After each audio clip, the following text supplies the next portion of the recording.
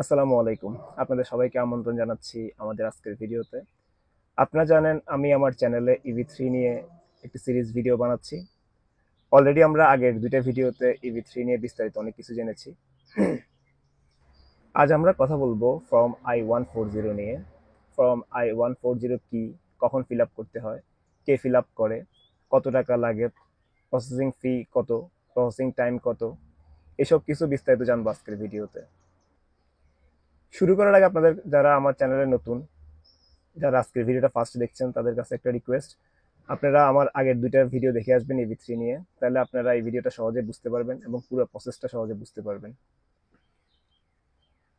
তো আর দেরি না করে চলুন আমরা শুরু করি আমাদের আজকের ভিডিও। ধরে নিলাম আপনি EV3 অ্যাপ্লাই করেছেন এবং স্টেপ বাই স্টেপ সবকিছু শেষ করার পরে আপনার ফাইনালি লেবার সার্টিফিকেট অ্যাপ্রুভ হয়ে গেছে। আপনার লেবার সার্টিফিকেট অ্যাপ্রুভ হয়ে যাওয়া মানে হচ্ছে আপনার জব কনফার্ম এবং ইউএসএ যাওয়া অলমোস্ট কনফার্ম। আরো ক্লিয়ার করে যদি আমি আপনাদেরকে বলি, আপনার জবটা আরো আগেই কনফার্ম ছিল। এখন লেবার সার্টিফিকেট অ্যাপ্রুভ হওয়ার মাধ্যমে আপনার এমপ্লয়ারের আর কোনো লিগ্যাল বাধা থাকলো না আপনাকে হায়ার করতে। এখন ফাইনালি আপনি ইউএসএ যাওয়ার প্রসেসিং স্টার্ট করবেন, I mean immigration process start করবেন। ইমিগ্রেশন প্রসেসটা আমরা দুইভাবে স্টার্ট করতে পারি। একটা হচ্ছে অ্যাডজাস্টমেন্ট অফ স্ট্যাটাস বা AOS, এবং আরেকটা হচ্ছে কনসুলার প্রসেসিং। চলেন জেনে নেই AOS বা অ্যাডজাস্টমেন্ট অফ স্ট্যাটাস কাদের জন্য এবং কনসুলার প্রসেসিং কাদের জন্য। ধরেন আপনি অলরেডি ইউএসএতে আছেন কোনো নন ইমিগ্রেন্ট ভিসাতে, সেটা হতে পারে আপনার স্টুডেন্ট ভিসা, সেটা হতে পারে আপনার ভিজিট ভিসা, সেটা হতে পারে আপনার F2 ভিসা। যে কোনো ধরনের নন ইমিগ্রেন্ট ভিসাতে আপনি অলরেডি ইউএসএতে আছেন এবং আপনি আপনার EV3 জন্য অ্যাপ্লাই করছেন এবং আপনার লেবার সার্টিফিকেট অ্যাপ্রুভ হয়েছে। এখন আপনি AOS বা অ্যাডজাস্টমেন্ট অফ স্ট্যাটাস করে আপনার গ্রিন কার্ডের জন্য অ্যাপ্লাই করতে পারেন এবং আপনার ভিসা স্ট্যাটাস নন ইমিগ্রেন্ট থেকে ইমিগ্রেন্ট ভিসাতে করে নিতে পারেন। এক্ষেত্রে আপনার কোনো ভিসা ইন্টারভিউ দিতে হবে না। এটা অন্য আরেকটা প্রসেস, অন্য একদিন এই প্রসেস নিয়ে আলোচনা করবো আশা করি। আমি আজকে মেইনলি ফোকাস করব আমরা যারা ইউএস এর বাইরে থেকে EV3 জন্য অ্যাপ্লাই করি তাদের ব্যাপারে। সো আমাদের ইমিগ্রেশন প্রসেসটা স্টার্ট হয় ফ্রম I-140 বা immigration petition for align worker fill up করার মাধ্যমে। ইউএস এমপ্লয়ার তার একটা খালি পোস্টের জন্য, পোস্ট ফিল আপ করার জন্য ওই যোগ্যতা কোনো ওয়ার্কার ইউএসএতে পায় নাই বলে তার জন্য আপনাকে ইউএস এর বাইরে থেকে হায়ার করছে। অ্যান্ড এই জবটার জন্য প্রয়োজনীয় যা যা দরকার, যেমন ধরেন শিক্ষাগত যোগ্যতা, এক্সপিরিয়েন্স, মোট কথা এই জবটা করার জন্য যা কিছু দরকার সবকিছু আপনার আছে। এই সবগুলো ব্যাপার প্রুফ করার জন্য আমরা EV3 প্রথম স্টেপ থেকে শুরু করে একদম এ পর্যন্ত আমরা যতগুলো ডকুমেন্ট লাগে এবং ইউএস গভর্নমেন্টকে যা যা আমাদের শো করতে হয় আমরা সবকিছুই সাবমিট করছি ওদেরকে। সাবমিট করার পরে ফাইনালি ওরা আমাদের লেবার সার্টিফিকেট অ্যাপ্রুভ করছে। সো আমরা এখন আমাদের ইমিগ্রেশন প্রসেসটা স্টার্ট করতেছি ফ্রম I-140 ফিল আপ করার মাধ্যমে। অন্য সকল ফর্মের মতোই এই ফর্মটাও আপনাদের এমপ্লয়ার বা লয়ার ফিল আউট করবে। আপনাদের সকল ইনফরমেশনগুলো সাবমিট করতে হবে, যখন যখন যে ইনফরমেশন চায় ওই ইনফরমেশনগুলো দিতে হবে এবং ফাইনালি যখন ফর্মটা ফিল আপ করা হবে ওইটা আপনাদের পাঠানো হবে, আপনারা সব চেক করে ফর্মের নিচে আপনাদের সাইন করতে হবে। এখন আসেন আমরা কথা বলি I-140 ফাইলটা কখন ফিল আপ করতে হয়। জুলাই 16, 2007 এর আগে লেবার সার্টিফিকেট অ্যাপ্রুভ হওয়ার পরে যে কোনো সময় আপনি চাইলে আপনার I-140টা ফিল আপ করতে পারতেন বা ফাইল করতে পারতেন। কিন্তু জুলাই 16, 2007 এর পরে ইউএস ডিপার্টমেন্ট অফ লেবার সার্টিফিকেটের উপরে 180 দিনের একটা এক্সপায়ারেশন ডেট দিয়ে দেয়। সো এটার মানে হচ্ছে আপনার লেবার সার্টিফিকেটটা 180 দিন পর এক্সপায়ার হয়ে যাবে। তাহলে এখন আমাদেরকে আমাদের লেবার সার্টিফিকেট অ্যাপ্রুভ হওয়ার 180 দিনের মধ্যে ফিল আপ করতে হবে। এখানে আরেকটা ব্যাপার আপনাদেরকে বলে দেই, সেটা হচ্ছে খুবই ট্রিকি। যদি ধরেন আপনার লেবার সার্টিফিকেট যেদিন এক্সপায়ার হবে ওদিন কোনো গভর্নমেন্ট হলিডে অথবা আপনার উইকেন্ড পড়ছে, অটোমেটিক্যালি আপনার লেবার সার্টিফিকেটের মেয়াদ একদিন বেড়ে যাবে। মানে এর পরের নেক্সট বিজনেস ডে পর্যন্ত ওরা আপনার লেবার সার্টিফিকেটটা কাউন্ট করবে। ইউএসসিএস আপনার I-140 রিজেক্ট করে দিবে যদি আপনি আপনার এক্সপায়ার লেবার সার্টিফিকেট জমা দেন এটার সাথে। এবার আসুন আমরা জেনে নেই I-140 ফাইলিং করার সময় ইউএসসিএস কে কত ডলার ফি দিতে হয়। লয়ার বা আপনাদের এজেন্সি আপনাদেরকে প্রথমেই EB3 প্রসেসটা স্টার্ট করার আগেই বলে দিবে যে আমাদের এই পুরো EB3 প্রসেসটা শেষ করতে আমাদের টোটাল এত টাকা লাগবে। সো আমি এখানে আপনার পুরো প্রসেসটা কত টাকা লাগবে সে বিষয় নিয়ে আলোচনা করব না, আমি জাস্ট আপনাদেরকে বলবো যে ফর্ম I-140 অ্যাপ্লাই করতে আমাদের কত টাকা পে করতে হয়।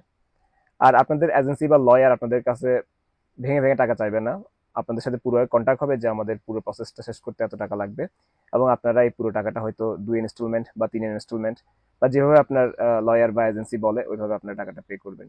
আমরা এখন কথা বলবো I-140 ফর্মের জেনারেল ফাইলিং ফি কত। I-140 ফর্মে জেনারেল ফাইলিং ফি হচ্ছে $715। প্রসেসিং ফির সাথে সাথে চলে আসে আপনার প্রসেসিং টাইমটা কেমন লাগে। আপনি যদি $715 দিয়ে জেনারেল প্রসেসিং করেন সেক্ষেত্রে আপনার I-140 ফর্মটা প্রসেসিং হতে সময় লাগবে 4 থেকে 14 মাস পর্যন্ত। এই প্রসেসিং টাইমটা অনেক কিছুর উপরে নির্ভর করে, যেমন যেমন আপনার ফর্মটা ইউএসসিএস এর কোন ফিল্ড অফিসে ফাইল করছেন সেটা নির্ভর করে। এখানে আপনার ইউএসসিএস এর ফিল্ড অফিস নির্ভর করা আপনি চুজ করতে পারবেন না, আপনি কোন স্টেটে আপনার জবের জন্য অ্যাপ্লাই করছেন সে তার উপরে ভিত্তি করে আপনার ফর্মটা কোন ফিল্ড অফিসে যাবে সেটা নির্ভর করে। সো এখানে আসলে আমার তেমন কিছু করার থাকে না। সো আপনার ফাইলটা ইউএসসিএস এর কোন ফিল্ড অফিসে আছে তার উপরে প্রসেসিং ফি অনেকটা নির্ভর করে। যেমন ধরেন যদি কোনো ফিল্ড অফিসের ওয়ার্কলোড খুব বেশি হয়, নর্মালি আপনার সেই ফিল্ড অফিস থেকে আপনার ফাইলটা প্রসেসিং হয়ে হয়ে আসতে সময় বেশি লাগবে। আবার আপনার কেসটার কমপ্লেক্সিটি কেমন তার উপর নির্ভর করে আপনার ফাইলটা প্রসেসিং হতে কত সময় লাগবে। ইউএসসিআইএস এর ওয়েবসাইটে গিয়ে আপনি তাদের কারেন্ট প্রসেসিং টাইম চেক করতে পারবেন। আপনি ওদের ওয়েবসাইটে গিয়ে আপনার ফর্মের নাম দিলে I-140 এবং তাহলে ওরা দেখাবে আপনার আপনার ইয়েটা ফর্মটা কোন ইয়েতে আছে, কোন ফিল্ড অফিসে আছে, সেটা যদি আপনি সিলেক্ট করে দেন ওরা আপনাকে দেখাবে যে ওই ফিল্ড অফিসে আপনার এই ফর্মটা ফিল আপ ওই ফর্মটা প্রসেসিং হইতে কত সময় লাগে সেটা আপনাকে দেখাবে ওরা ওখানে। এখন একটা মজার ব্যাপার আপনাদের সাথে আলোচনা করি, যদি আপনি এই ফর্মটা প্রসেসিং করার সময় কিছু ঘুষ দেন ইউএসসিএস কে, তারা আপনার ফর্মটা আর্লি প্রসেসিং করে দিবে।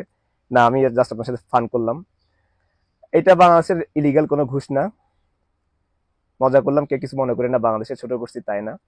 আপনি চাইলে আপনার ফর্মটা দুইভাবে প্রসেসিং করতে পারেন, একটা হচ্ছে জেনারেল প্রসেসিং আর একটা হচ্ছে প্রিমিয়াম প্রসেসিং।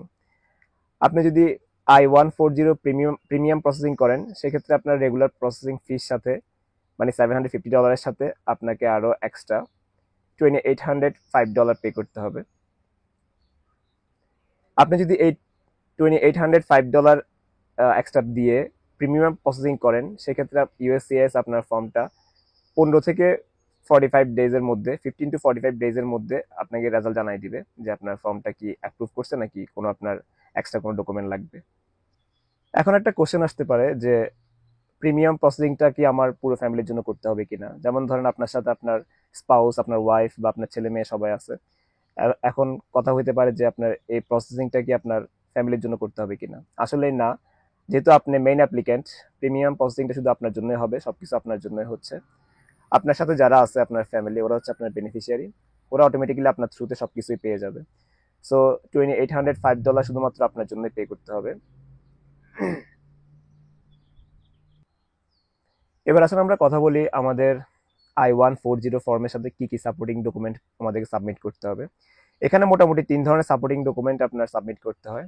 ফার্স্ট হচ্ছে আপনার এমপ্লয়ারের ডকুমেন্ট, নাম্বার 2 হচ্ছে বেনিফিশিয়ারি হিসেবে আপনার ডকুমেন্ট, নাম্বার 3 হচ্ছে আপনার যে জবটাতে যাচ্ছেন সেই জবটার বিস্তারিত ডকুমেন্টগুলো আপনাকে সাবমিট করতে হবে ফ্রম I-140 সাথে। সো আমরা দেখি ফার্স্ট এমপ্লয়ারের কি কি ডকুমেন্ট আমাদেরকে সাবমিট করতে হবে। এমপ্লয়ারের এমন কিছু ডকুমেন্ট আপনাকে সাবমিট করতে হবে যে ডকুমেন্ট দিয়ে আপনার ইউএস গভর্নমেন্ট বা ইউএসসিএস বুঝতে পারবে যে আপনার এমপ্লয়ার আপনাকে পে করার মতো ক্যাপাবল। সেক্ষেত্রে আপনার ধরেন এমপ্লয়ারের ফাইন্যান্সিয়াল স্টেটমেন্ট, তারপরে এমপ্লয়ারের আপনার ট্যাক্স রিটার্ন, এমপ্লয়ারের যদি কোনো অডিটেড ফাইন্যান্সিয়াল স্টেটমেন্ট থাকে, এই ধরনের সবগুলো আপনার যেগুলো আপনার এমপ্লয়ারের কোম্পানি ফাইন্যান্স নিয়ে কাজ করে ওই ধরনের ডকুমেন্টগুলো আপনাকে সাবমিট করতে হবে, যাতে করে ইউএসসিএস আপনার ইজিলি বুঝতে পারে যে না এই কোম্পানিটা এই লোকটাকে আপনার পে করার জন্য ক্যাপাবল। অ্যাজ এ বেনিফিশিয়ারি আমাদের কি কি ডকুমেন্ট লাগবে, আপনার একটা রেজুমে বা সিভি লাগবে, আপনার যদি কোনো ওয়ার্ক এক্সপিরিয়েন্স দেখিয়ে থাকেন আপনি সেটার আপনার এগেনস্টে আপনার ওয়ার্কস এক্সপিরিয়েন্স সার্টিফিকেট লাগবে। আপনার যদি কোনো এডুকেশনাল ডিগ্রি থাকে সেই ডিগ্রির আপনার সার্টিফিকেট দিতে হবে। তারপর হচ্ছে আপনার রেকমেন্ডেশন লেটার লাগবে আপনার প্রিভিয়াস এমপ্লয়ার বা আপনার কলিগদের কাছ থেকে। আপনি জবে অ্যাপ্লাই করার সময় যে এক্সপিরিয়েন্স সার্টিফিকেট দেখিয়েছিলেন সেই এক্সপিরিয়েন্স সার্টিফিকেটের আপনি জবে অ্যাপ্লাই করার সময় যে এক্সপিরিয়েন্সের কথা বলেছিলেন সেই এক্সপিরিয়েন্সের এগেনস্টে আপনার এক্সপিরিয়েন্স সার্টিফিকেট লাগবে। এবং ফাইনালি হচ্ছে আপনার ভ্যালিড যে পাসপোর্ট আছে সেই পাসপোর্টের আপনার কপি লাগবে। মোটামুটি এই ধরনের ডকুমেন্টগুলো আপনার সাবমিট করতে হয় I-140 সাথে।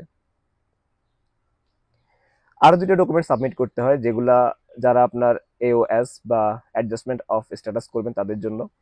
সেটা হচ্ছে এক নম্বর হচ্ছে আপনার proof of current visa status, মানে আপনার বর্তমান যে ভিসাটা আছে লিগ্যাল ভিসাটা সেই ভিসাটার আপনার প্রুফ দিতে হবে। আর সেকেন্ড হচ্ছে আপনার ট্রাভেল হিস্টোরি বা ফর্ম I-94 আপনাকে ফিল আপ করতে হবে। এবং ফাইনালি আমাদের জবের কি কি ধরনের ইনফরমেশন দিতে হয় সেটা জেনে নেব। সবচেয়ে ইম্পর্টেন্ট হচ্ছে লেবার ডিপার্টমেন্ট থেকে আপনার যে লেবার সার্টিফিকেট অ্যাপ্রুভ হয়েছে সে অ্যাপ্রুভ লেবার সার্টিফিকেট আপনাকে জমা দিতে হবে। তার সাথে আপনার জবের ডিটেলস, জব ডিসক্রিপশন দিতে হবে, যার মধ্যে আপনার জবের টাইটেল, জবের responsibility, duty and responsibility clearly লেখা থাকবে। এবং লাস্ট বাট নট লিস্ট আপনার যে কোম্পানি আপনাকে যে জব অফার লেটার দিছে তা সাবমিট করতে হবে। অনেকগুলো ইনফরমেশন একসাথে দিয়ে দিলাম। আপনারা হয়তো চিন্তা করতে পারেন যে এত সবগুলো কাজ আমাদের করতে হবে, আসলে না, এই সবগুলো কাজই আপনাদের এজেন্সি বা লয়ার করবে। আপনি শুধু টাইম টু টাইম আপনার যে ইনফরমেশন গুলো আছে এগুলো আপনার লয়ারকে বা এজেন্সিকে সাবমিট করবেন। অ্যান্ড ফর্মটা ফিল আপ করার পরে সবকিছু আপনার ভালোভাবে চেক করে সাইন করবেন। এত ইনফরমেশন লাগে বলেই EB3 প্রসেসটা আপনার কমপ্লিট করতে একজন ভালো লয়ার অথবা আপনার ভালো কোনো এজেন্সি লাগে। আজ এখানে শেষ করছি। আপনাদের কারো যদি কোনো প্রশ্ন থাকে তাহলে আমাকে কমেন্টে জানাতে পারেন অথবা আমার ফেসবুক পেজ আমাকে ডিরেক্ট মেসেজ করতে পারেন। আমি আপনাদের অনেকগুলো রেসপন্স পেয়ে আসলে আমি খুবই হ্যাপি। আমি চেষ্টা করতেছি সবার কোশ্চেনগুলো আনসার দেওয়ার জন্য। সময়ের অভাবে যদি কারো কোশ্চেনের আনসার দিতে দেরি হয় সেজন্য আমি আসলে দুঃখিত। আর আপনাদের যত প্রশ্ন আছে সবগুলো প্রশ্ন নিয়ে আমি চিন্তা করতেছি একটা প্রশ্ন এবং উত্তরের একটা ভিডিও বানাবো যেখানে আপনাদের সবগুলো প্রশ্ন থাকবে, আমি ওগুলোর আনসার দিব। সে পর্যন্ত সবাই ভালো থাকেন, সবার US এর ইমিগ্রেশনের ড্রিম পূরণ হোক সেই দোয়া করতেছি। আল্লাহ হাফিজ, আসসালামু আলাইকুম। দেখা হবে পরবর্তী কোনো ভিডিওতে।